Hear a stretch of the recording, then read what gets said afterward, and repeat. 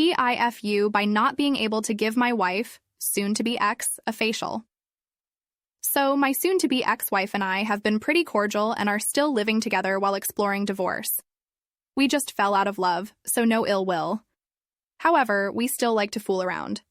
Anyways, she was explaining I've never given her a facial before, cum on her face, and I was pretty sure that I have. But without ever really knowing, we just say fuck it and start having sex. She wants me to cum on her face in the end. We get naked, but I have hard time getting erect.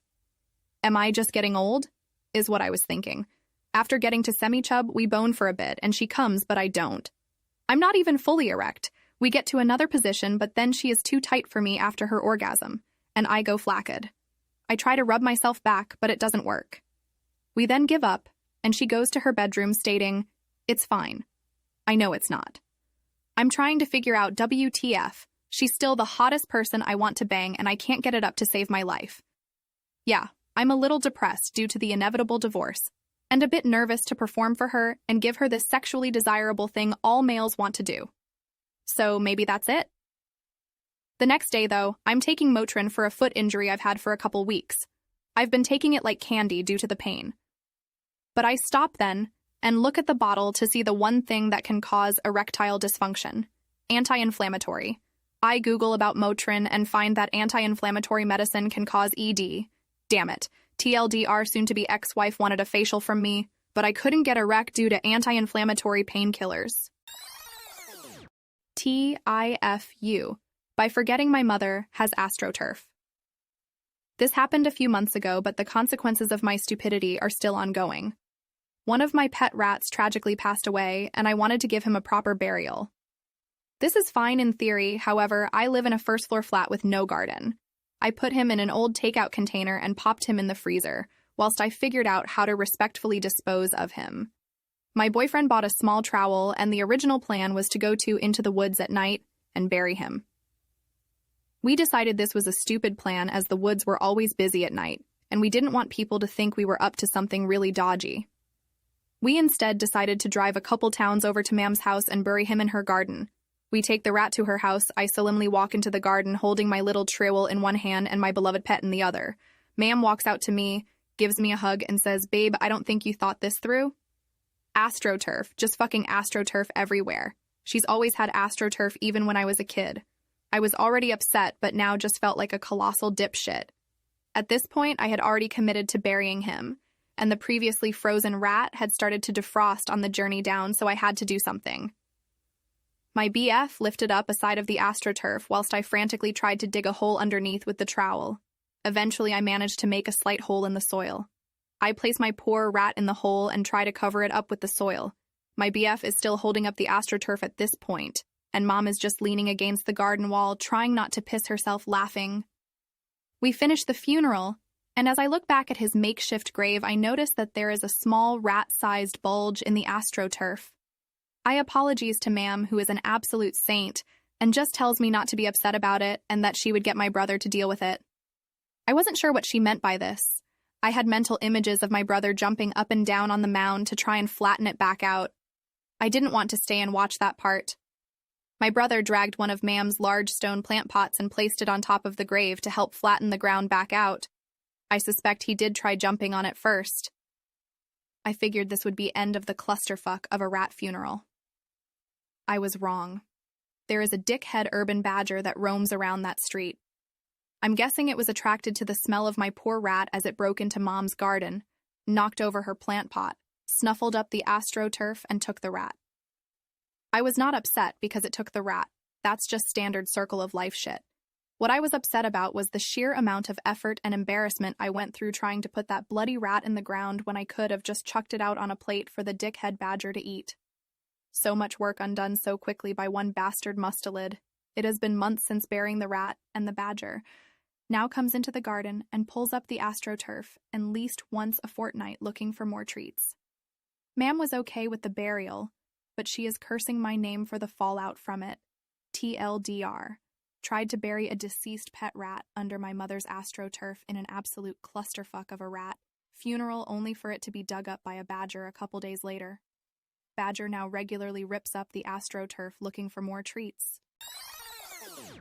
TIFU by sending my partner's relative to the ER with gin. About a decade ago, my then partner and I took her cousin and her husband out to appetizers and drinks at one of my favorite lounges. This lounge served one of my favorite drinks.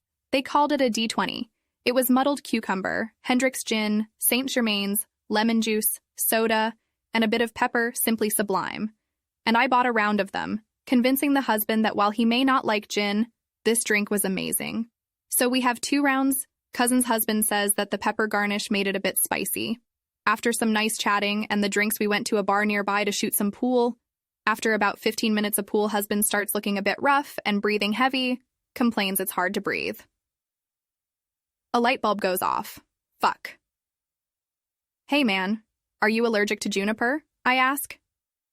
I don't know, but one time I went on a trip and there was a lot of juniper pollen and I was laid up in my hotel room the whole trip in misery, says he, looking even worse by the minute.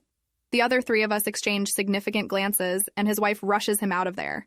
The next morning we get a text of him covered in hives from his wife and a note that they had to seek medical attention for him when Benadryl wasn't enough, as well as a cheeky, "Thanks for the drinks. Sorry I almost died." TLDR.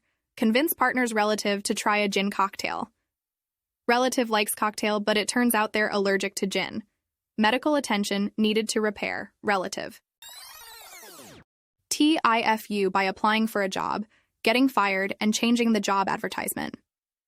I turned 18 and was looking for my first job, having had a sheltered existence. I searched and searched, applying for job after job on Craigslist. Most of these jobs required experience, even entry-level jobs like dishwashing, which is fair enough as these jobs do take a while to become competent at. However, this was not good for me. I finally found a job at which said, experience preferred but not essential. I pounced on this opportunity. Since I lived near the business and was the first person to respond, I was given the job. Now I had a sheltered existence and was not a good worker. On my first shift, I messed up the change, was too slow dishwashing, tried putting the soft drinks cans in the fridge too perfectly, direction and spacing, which ended up taking too much time, and I couldn't remember which burrito had which toppings. After about an hour, the owner paid me and told me that I could go home, apologizing that this wouldn't work out. I went home and hopped back on Craigslist and I saw the ad for that job again, but this time it said, experience required.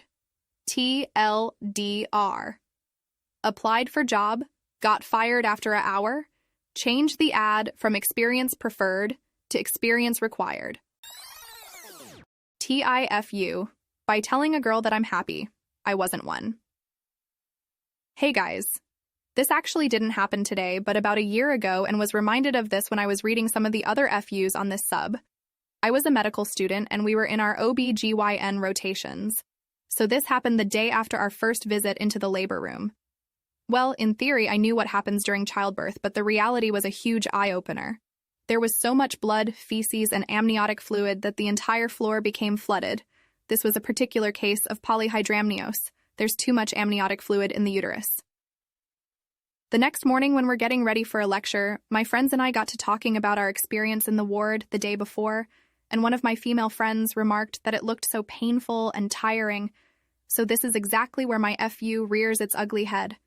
I opened up the hole that's on my face, and the golden words, "God, am I glad I'm not a woman," came out. The very next second, I realized what a horrible thing I had said, and I could sense 5 different pairs of eyes staring daggers at me. Chills down my spine. All I wanted to do was curl up in a fetal position and get away from everyone. One of my friends then broke the tension by saying, "Next time you better sound it out in your head before you open up that pie hole." I am still not over it. TLDR. I said that I was glad I wasn't a woman the day after we had labor room postings in front of a bunch of people, including women. TIFU, by unleashing the fury of my stomach, while my sew embarked on a grand bathroom performance. Today, our bathroom decided to take a vacation and went under maintenance, just when my girlfriend had a rather urgent number 2. She looked at me with eyes wider than a UFO sighting, beads of sweat forming on her forehead, and her face as pale as a ghost. Panic mode, activated. With no time to waste, she grabbed a plastic bag and proceeded to conduct an impromptu bathroom session right in front of me. I witnessed the ungodly creation, complete with a fragrance that could rival a perfume aisle. In response, my stomach decided to perform its own acrobatics, and I ended up staging an impromptu regurgitation session right then and there, establishing dominance in the most peculiar of ways. But the tragedy didn't end there. After this bizarre performance, I had the unenviable task of cleaning up the crime before dashing off to work, armed with cleaning supplies and a determination to erase all evidence of our bathroom escapade. I embarked on a mission more daring than a secret agent's. Ah, the joys of apartment living, where every day brings a new adventure. TLDR. She just pooped in a plastic bag. It was so disgusting I threw up. Well. Please like and subscribe for more daily content.